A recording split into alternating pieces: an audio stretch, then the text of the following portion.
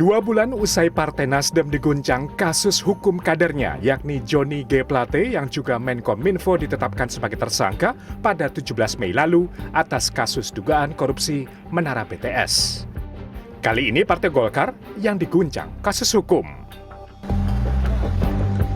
Senin pagi, Menko Bidang Perekonomian Indonesia yang juga Ketua Umum Partai Golkar Airlangga Hartarto memenuhi panggilan Kejaksaan Agung untuk diperiksa sebagai saksi dalam kasus dugaan korupsi pemberian fasilitas ekspor minyak sawit mentah atau CPO. Airlangga diperiksa sebagai saksi untuk 3 perusahaan masing-masing Wilmar Group, Musim Mas Group, dan Permata Hijau Group yang telah ditetapkan sebagai tersangka dalam kasus yang diduga telah merugikan negara lebih dari 6 triliun rupiah.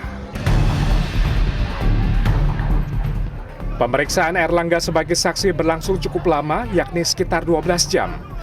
Pada pukul 9 malam, Ketua Umum Partai Golkar Airlangga Hartarto keluar dari ruang pemeriksaan. Saya hari ini hadir untuk menjawab pertanyaan-pertanyaan yang tadi disampaikan, dan saya telah menjawab 46 pertanyaan, dan mudah-mudahan jawaban sudah dijawab dengan sebaik-baiknya. Hal-hal lain tentunya nanti penyidik yang akan menyampaikan atau menjelaskan. Terima kasih.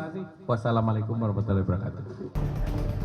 Kasus hukum yang mengguncang Partai Nasdem dan Golkar pun menuai opini publik bahwa keduanya bersifat politis. Opini ini pun dibantah Kejaksaan Agung. Berada. Berkali-kali media menanyakan kepada saya, semua perkara di sini dianggap perkara yang politis. Ya, memang karena ini tahun politis, kami tidak menyangkal ya begini adanya. Ya, dan kita juga sekaligus menyampaikan bahwa apa yang kita lakukan ini transparan, terbuka, dan objektif. Tidak hanya kasus hukum, partai berlambang beringin yang pernah berkuasa ketika Orde Baru ini juga diguncang dengan gerakan mencopot Airlangga Hartarto dari kursi Ketua Umum Golkar melalui Munaslup. Belakangan Menteri Investasi, Kepala BKPM, Bahlil Lahadalia memberikan sinyal siap diusung menjadi calon Ketua Umum Partai Golkar lewat mekanisme organisasi. Gonjang-ganjing Partai Golkar pun dinilai terkait dengan pemilu 2024 dan melibatkan penguasa.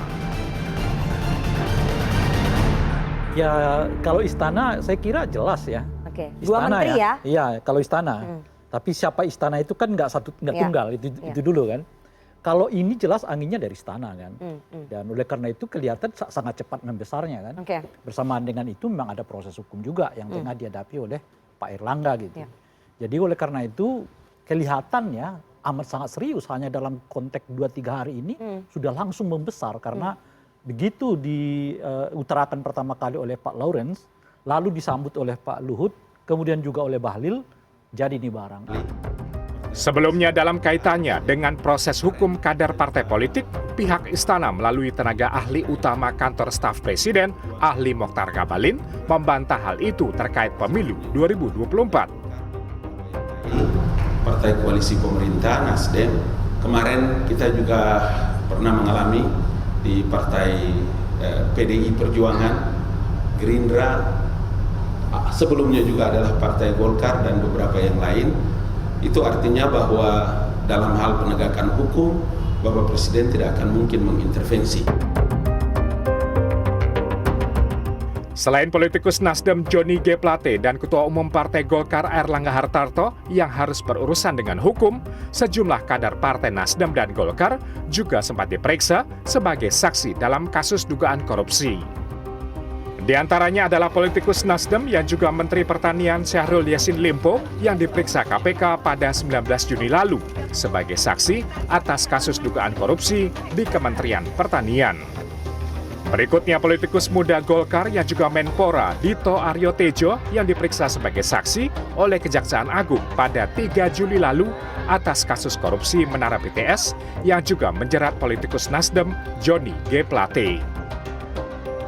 Tim Liputan CNN Indonesia.